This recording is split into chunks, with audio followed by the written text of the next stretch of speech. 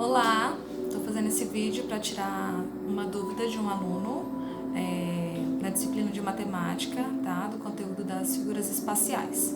Nós estudamos alguns sólidos geométricos e estudamos também alguns corpos redondos, né?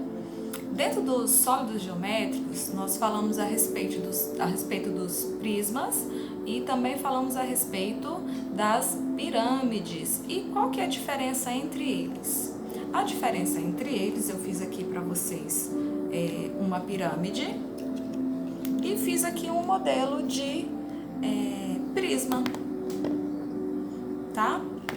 Não fiz, na verdade, isso aqui já tá prontinho, né? Eu usei aqui o controle do ar-condicionado como modelo, tá? Qual que é a diferença entre ele? Por que eu falo que isso aqui é um prisma? Ou ele é um paralelepípedo também, um retângulo, né?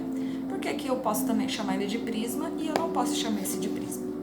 A diferença é simples. As pirâmides, elas têm apenas uma base, tá bom? Só tem apenas uma base. Pode olhar aqui para cima que ela não tem outra base. Aqui já são o encontro, né, delas, que a gente chama de vértice, o encontro das arestas, nós chamamos de vértice. Depois nós vamos falar mais a respeito disso.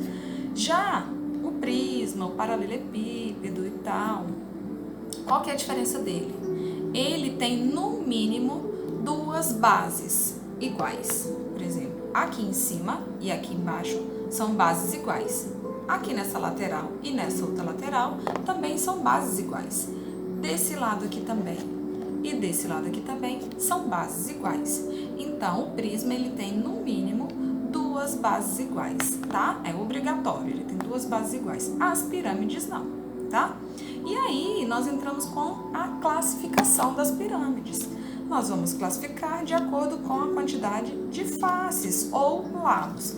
Quantos lados ou quantas faces nós temos nessa pirâmide? 4 lados. Então, ela é uma pirâmide quadrada, tá? Nós chamamos de pirâmide quadrada. Quando a pirâmide ela é triangular, é porque ela tem apenas 3 faces ou 3 lados, tá bom? E lembrando que apenas uma base, tá? O prisma não, o prisma já tem no mínimo duas bases, tá? Iguais. Ok. Então, aí você vai observar a primeira atividade, está pedindo para você colocar o nome deles, então você vai lembrar o que é cada um de acordo com o que eu acabei de falar e você vai colocar o nome deles, tá? Depois, segue aí seguindo pistas.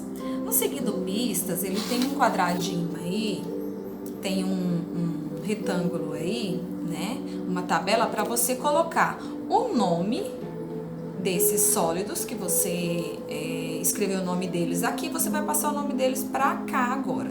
E agora nós vamos fazer uma classificação de acordo com as vértices, arestas e lados, tá bom? Vértices, arestas e faces, lados ou faces, tá? Como é que nós vamos fazer isso?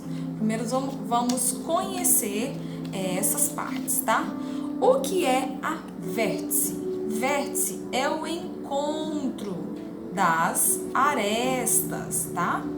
Aqui, como ele tá recortado, não tem nenhum risquinho, tá? Mas na apostila você vê que ele tá grifadinho no desenho que você fez. As linhazinhas, elas estão com as cores diferentes, ou pontilhada, que é para mostrar que é as de trás, ou estão com um tom mais escuro, né, da cor. Então, aqui são as arestas e o encontro das arestas nós chamamos de vértice, tá? E essa parte aqui, aqui e aqui, nós chamamos de face.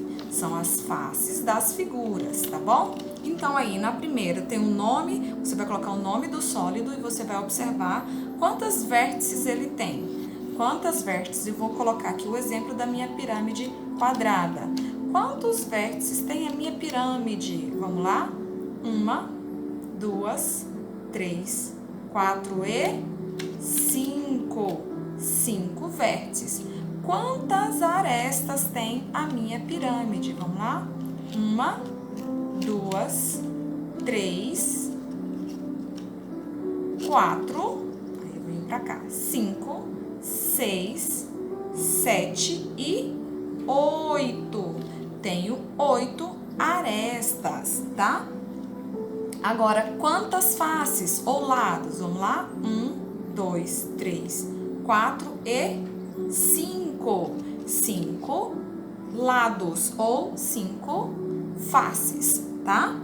Então, agora, no finalzinho, você vai fazer uma continha. Você vai somar as vértices mais os lados e subtrair pelas arestas, tá?